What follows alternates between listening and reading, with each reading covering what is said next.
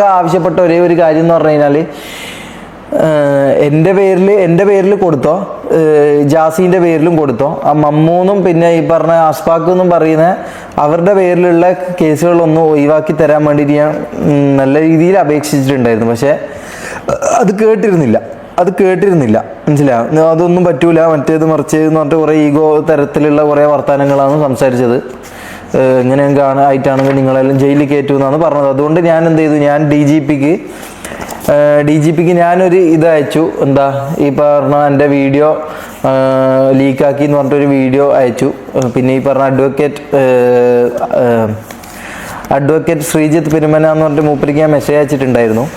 അപ്പോൾ അതിൻ്റെയൊക്കെ പേരിലായിരിക്കാം ഇപ്പോൾ ഈ പറഞ്ഞ പോലെ അറസ്റ്റ് കാര്യങ്ങൾ പുറപ്പെടുവിപ്പിച്ചു എന്ന് പറഞ്ഞിട്ട് ഇപ്പം ന്യൂസിൽ വന്നത്. പിന്നെ ഞാൻ ഒരു തെഫ്റ്റിൻ്റെ കൊടുക്കുന്നുണ്ട്, പിന്നെ വേറെയും കുറേ അലിഗേഷൻസ് കൊടുത്തിട്ടുണ്ട്. അതിൻ്റെ എല്ലാ പേരിൽ ഞാൻ ഇനിയിപ്പോൾ കേസ്